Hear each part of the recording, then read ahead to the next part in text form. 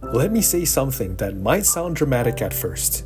Asking for what you want is a superpower. Not in a motivational poster way.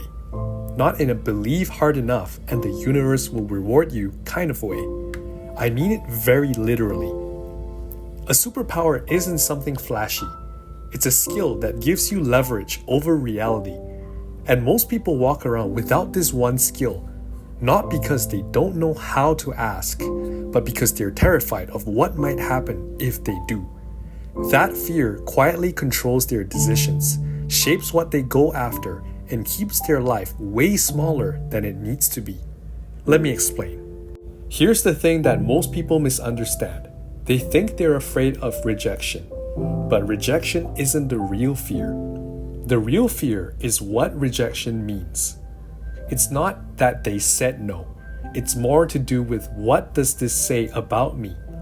Am I actually not good enough? Did I overestimate myself? Did I embarrass myself by even trying? So, instead of asking, people hesitate. They replay conversations before they even happen. They imagine rejection in high definition. They try to predict outcomes so they don't have to risk confirmation. Because as long as they don't ask, nothing is proven and the ego stays protected. But here's the trade-off nobody talks about. Uncertainty feels safer, but it's actually more corrosive than rejection. Rejection hurts once. Uncertainty drains you slowly. It lives in the background of your mind. It hijacks your attention. It turns simple situations into emotional weight. When you ask for what you want, something powerful happens. You collapse uncertainty. Reality stops being a story in your head and it becomes something concrete. Because even if the answer isn't what you hoped for, you're no longer stuck guessing. And that alone frees up energy most people don't even realize they're wasting. And I can say firsthand that it's a huge relief. Let me give you a real example from my own life. In 2025, I was offered a job, a permanent position, and realistically, it was already a good outcome. The economy wasn't great, people were struggling to even find work. And that small voice in my head was loud. That small voice told me, I was already offered a job. Don't push it. Be grateful. Don't risk losing this. But at the same time, I genuinely believed I qualified for the role. So for the first time in my life, I decided to negotiate my salary. I prepared. I researched. I built what I thought was a reasonable case. And then the actual conversation happened. And honestly, I stumbled through it. I was so nervous. I hadn't done this before. That same voice was trying to shut me down mid-sentence. I walked away thinking, yeah, I didn't articulate that well. But here's the part that matters. I was offered more than the initial offer. Not the exact number I wanted, but more. And the only reason that happened is because I asked. Most people don't. Most people listen to that small voice and settle, not because they're unqualified, but because they're afraid of rocking the boat. And honestly, if you asked me 5 years ago, I probably wouldn't have asked. But it is crucial that you ask, because if you don't ask, you won't actually know what the outcome will be. Following up on that, there's a very simple math problem here. If you don't ask, the probability of getting what you want is 0. Not low, not unlikely, 0. Even if the odds are terrible, even if it's 1 in 14 million, asking moves the probability from nothing to something. But more importantly, asking creates motion. Motion that changes how you see yourself and empowers you to keep asking, to keep building that probability up from there. This is where people usually push back. They'll say that, okay, but rejection still hurts. Of course it hurts. But rejection only becomes destructive when you treat it like a verdict on your worth instead of feedback on your approach.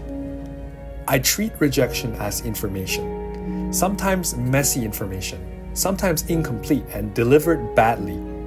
But nonetheless, it is valuable information.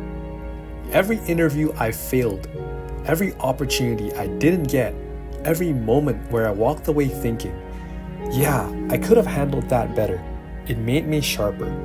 Better answers, better timing, better awareness. Rejection didn't stop my progress. Avoiding rejection would have. Dating makes this painfully obvious. So many people stay stuck because they never ask. They analyze texts. They decode tone. They read into pauses and emojis. Meanwhile, one honest question could end weeks, sometimes months of mental noise. I want to reiterate this. Asking doesn't guarantee a yes, but it guarantees clarity. And clarity tells you what to do next. Should I lean in? Should I pull back? Or should I move on? Every rejection teaches you something. Maybe the timing was off. Maybe you moved too fast. Maybe interest wasn't there. That's not failure. That's calibration and that's feedback. Now, this part matters. Asking for what you want isn't about being reckless. If you're at a point where rejection will completely shatter you, if you can't separate feedback from identity yet, then the work isn't asking. It's strengthening your internal foundation. The superpower isn't asking blindly.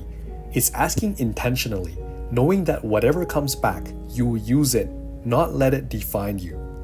Because here's the hierarchy most people never make explicit. The best outcome is asking and getting a yes. The second best outcome is asking and getting a no. The worst outcome, by far, is never asking and staying stuck in limbo. And the thing is, most people choose the worst option every day because it feels safe. But safety without clarity slowly turns into regret. This is also something people don't hear enough. You don't get good at asking before you ask. You get good at asking by asking, awkwardly, poorly, imperfectly. No one starts off being great at this. No one comes out of the gate saying the perfect thing, timing it perfectly, sounding confident and polished. That only comes after you've stumbled a few times. Even asking a dumb question, even asking badly is still a win because now you've done the hardest part. You spoke up. That's how you level up your ability to ask in the first place. Not by waiting until you feel ready, but by being willing to feel uncomfortable and do it anyway. And that's exactly what happened to me in negotiation. I didn't ask perfectly, I just asked. And I can confidently say the next time I ask, it will be much better than the first time.